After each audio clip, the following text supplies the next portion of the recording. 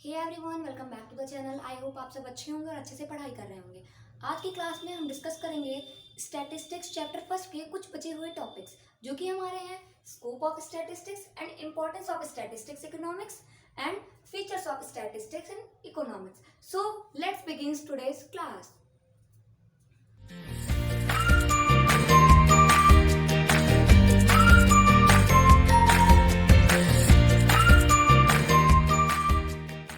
सबसे पहले पढ़ेंगे स्कोप ऑफ स्टैटिस्टिक्स क्या होता है। तो पहला हमारा स्कोप ऑफ स्टैटिस्टिक्स होता है नेचर ऑफ स्टैटिस्टिक्स। तो नेचर ऑफ स्टैटिस्टिक्स में हमारे टू टाइप्स हो गए, साइंस एज एन आर्ट। मतलब हमारे स्टैटिस्टिक्स के टू टाइप्स ऑफ नेचर होते हैं जो कि हमारा साइंस एज एन आर्ट। तो साइंस का मतलब क्या हो गया कि जब हम डेटा को प्रेजेंट करते हैं किस फॉर्म में, साइंटिफिक मैनर में या फिर सिस्टमैटिक मैनर में। और आर्ट का मतलब क्या हो गया कि जब हम उसको रियल लाइफ में रिलेट करते हैं, रियल लाइफ प्रॉब्लम को रिलेट करते हैं किसमें, एक क्वांटिटेटिव मैनर में, तो उसको हम क्या बोलते हैं, स्टैटिस्टिक्स एज एन आर्ट। अब हम पढ़ेंगे subject matter of statistics.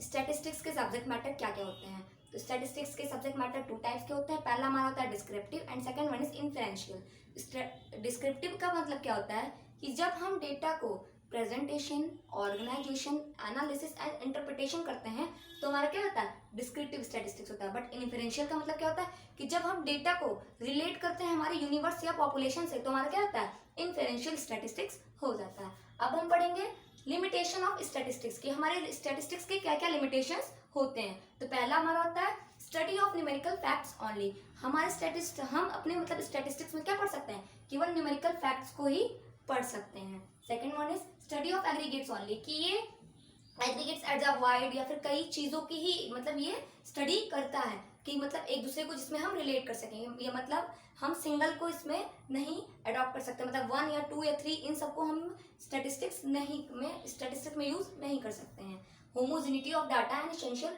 Requirement. Homogeneity मतलब जब डेटा हमारा यूनिफॉर्म होना चाहिए, वो हमारी स्टैटिस्टिक की एसेंशियल रिक्वायरमेंट होती है। Second one, third one is result are true only on an average. Result कब ट्रू होता है, जब वो केवल एवरेज पे होता है। Second one is without reference result prove to be wrong. बिना रेफरेंस के हमारे रिजल्ट क्या रॉन्ग प्रूव हो सकती है। मतलब किसी भी डेटा को अगर हमें फाइंड करना है तो उसके पहले हमें उसका रिजल्ट भी जानना होगा। नाउ हम पढ़ेंगे can be used only by the experts. ये स्टैटिस्टिक्स केवल एक्सपर्ट्स के थ्रू ही यूज किया जाता है, क्योंकि जो नॉर्मल लाइफ में अगर पीपल्स को यूज कर रहे हैं, नॉर्मल लाइफ में जिनको ज्यादा नॉलेज स्टैटिस्टिक्स की नहीं है तो वो एक वैलिड आंसर नहीं पा सकते, वो हमेशा फॉल्स पाएंगे, ट्रू आंसर नहीं पा सकते हैं। प्रॉन टू मिसयूज, इसका क्या मिसयूज भी होता है। इसको मतलब हम कभी कभी इसको अपनी रियल लाइफ में यूज करते हैं और उसको हमें राइट आंसर्स नहीं मिल पाते हैं। इंपॉर्टेंस ऑफ स्टैटिस्टिक्स की, स्टैटिस्टिक्स के इंपॉर्टेंस क्या क्या है। पहला quantitative expression of economic problem, कि हम अपने इकोनॉमिक प्रॉब्लम को क्वानिटेटिव वे में शो करते हैं। Second one is intersectoral and intertemporal comparison. Intersectoral का मतलब क्या होता है कि हम डिफरेंट सेक्टर को एक दूसरे को जब कंपेयर करते हैं तो हमारा क्या होता है, इंटरसेक्टरल कंपैरिजन। और इंटरटेम्पोरल का क्या होता है कि जो मैग्नीट्यूड में हमारा चेंज होता है ओवर टाइम, उसको हम क्या बोलते हैं, intertemporal comparison. Working out cause and effect relationship, इसका मतलब क्या होता है कि हमारे statistics cause and effect relationship में वर्क करता है। जैसे कि हम किसी भी डाटा को अगर फाउंड कर रहे हैं तो उसके पहले हम सोचेंगे ना कि इसके पीछे हमारा क्या कारण है और इसका इफेक्ट हमारे इकोनॉमी में क्या आएगा। सेकेंड एंड अब हम पढ़ेंगे कंस्ट्रक्शन ऑफ थ्योरीज और इकोनॉमिक्स मॉडल्स। इसके थ्रू हम थ्योरी का कंस्ट्रक्शन करते हैं और इकोनॉमिक मॉडल्स को भी कंस्ट्रक्ट करते हैं। इकोनॉमिक फोरकास्टिंग, इकोनॉमिक फोरकास्टिंग का मतलब क्या होता है कि हम अपने फ्यूचर के बारे में असेस कर सकते हैं कि हमने किसी भी डेटा को फाउंड किया तो हाँ हम एक एवरेज निकाल सकते हैं कि हाँ फ्यूचर में हमारे साथ ऐसा, कि फ्यूचर में ये परसेंटेज इतना हो सकता है।